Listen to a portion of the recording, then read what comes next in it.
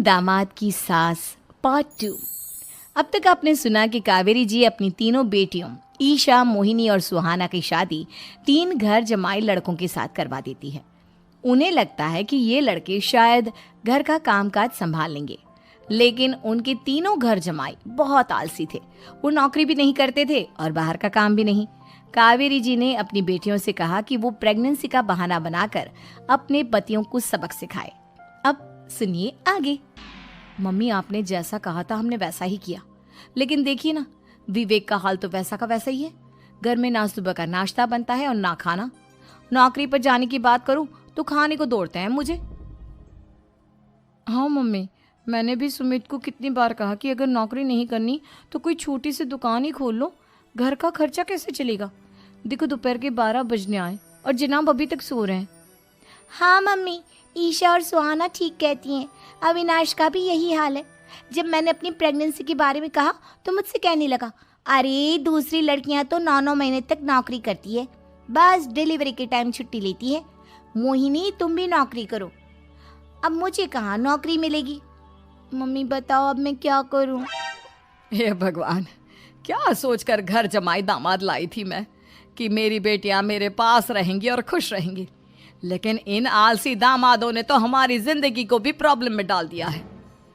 मैं तो कहती हूँ मम्मी, हम लोग वापस अपनी जॉब पर जाना शुरू कर देते हैं। बता देते हैं इन लोगों को कि हमने प्रेगनेंसी का बहाना किया है। नहीं नहीं बेटा, ऐसी गलती भी मत करना। अगर तुमने ऐसा किया तो इन तीनों की आदत और ख़राब हो जाएगी। अरे आज नहीं तो कल कभी तो तुम प्रेग्नेंट होगी, तब वापस यही प्रॉब्लम आएगी। तब क्या करोगी तुम तीनों? हाँ मम्मी, आपकी बात तो बिल्कुल सही है। इन लोगों को तो सुधारना ही पड़ेगा। लेकिन कैसे? अपने बच्चों के आने की खबर सुनकर भी इन लोगों पर कोई असर नहीं हो रहा। पैसे कमाने के लिए घर से बाहर निकलना ही नहीं चाहते ये तीनों। अब मेरे दिमाग में एक प्लान आया है। तुम तीनों चिंता मत करो, उन तीनों को बुलाओ, फिर मैं बात करती हूँ। थोड़ी देर बाद कावेरी जी अपने तीनों दामादों को सामने बुलाकर अपनी बात कहना शुरू करती हैं। अविनाश, सुमित और विवेक, देखो बेटा, मैं ना तुम तीनों से बड़ा प्यार करती हूँ, इसीलिए तो तुम्हें घर जमाई बना कर रखा है मैंने। अरे मम्मी जी, सीधे सीधे कहिए ना, क्या बात है? प्यार तो हम भी आपको बहुत करते हैं।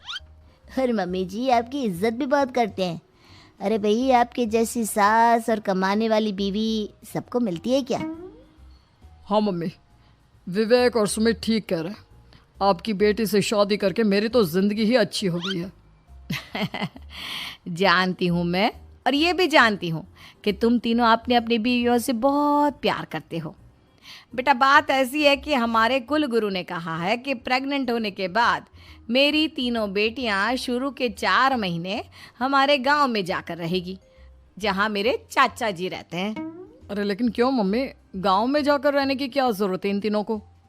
वो क्या है ना बेटा, हमारे परिवार को एक श्राप है। अगर मेरी बेटियों ने यहाँ पर बच्चा पैदा करने की कोशिश की तो उनके बच्चों को कुछ भी हो सकता है। इसलिए अब से लेकर 4 महीने पूरे होने तक इन्हें गांव वाले घर में रहना पड़ेगा। हाँ तो इसमें प्रॉब्लम क्या है मम्मी जी? हम भी वहाँ जाकर रहेंगे, पिकनिक मनाएंगे। अरे भाई, बीवी जहाँ हम भी वहाँ। हाँ यार, आइडिया तो बहुत अच्छा है। शहर की ज़िंदगी में रह रहकर परेशान हो चुके हैं, अब कुछ दिन गांव में बिताएंगे। तुम लोग समझने की कोशिश क्यों नहीं करते? तुम में से कोई भी वहाँ नहीं जा सकता, और मैं यहाँ रहूँगी ना तुम तीनों के साथ। 4 महीने की तो बात है, उसके बाद ये तीनों ही लौट कर आ जाएंगी। ठीक है मम्मी जी, अब हमारे बच्चों का सवाल है तो ये तो करना ही पड़ेगा। कावेरी अपनी तीनों बेटियों को कुछ दिन के लिए घर से बाहर कहीं दूसरे शहर में रहने के लिए भेज देती है। कुछ दिनों के बाद, अरे मम्मी जी, बहुत दिन से पिज्ज़ा नहीं खाया, मंगवाइए ना। क्या बताऊं बेटा, पहले तो बेटियां खर्चा दे देती थी क्योंकि उनकी नौकरी थी, लेकिन अब तो मेरे पास पैसे ही नहीं बचे। थोड़े बहुत पैसे हैं जो बच्चों की डिलीवरी में काम आएंगे। लेकिन मम्मी जी, आपकी बेटियों को वापस आने में तो अभी बहुत वक्त बाकी है। वही सोच सोच कर परेशान हो रही हूँ। सोच रही हूँ कल से दूध भी बंद करवा देती हूँ। अब दूध वाले को देने के लिए पैसे भी तो नहीं है ना। अरे नहीं नहीं मम्मी जी, अगर दूध भी बंद करवा दोगी तो मुझे चाय कहाँ से मिलेगी?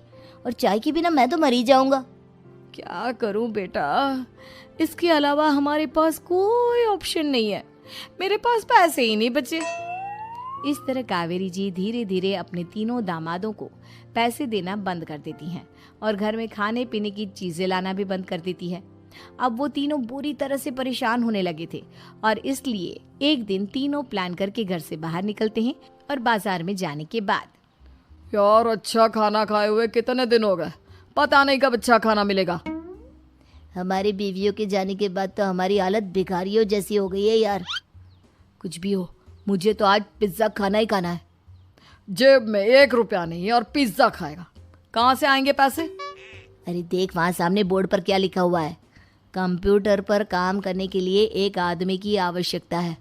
भाई मैं तो जा रहा हूँ, काम करूँगा और शाम तक पैसे लाकर आराम से पिज्ज़ा खाऊंगा। जा जा, तुझे कोई काम नहीं देने वाला, हम तो घर जा रहे हैं। चल भाई सुमित। सुमित और अविनाश वहाँ से चले जाते हैं और विवेक उस कंप्यूटर शॉप पर सारा दिन काम करके 5,000 रुपये कमा कर घर लौट कर आता है और अपने खाने के लिए अच्छी अच्छी चीज़ें भी लेकर आता है। ये देखकर विवेक और सुमित के दिल में भी कुछ पैसे कमाने की इच्छा जागती है। अरे सुबह सुबह कहाँ चल दिए तुम? मम्मी जी एक बहुत अच्छी जगह मिली है, कंप्यूटर पर काम करने के 5,000 मिले थे कल मुझे।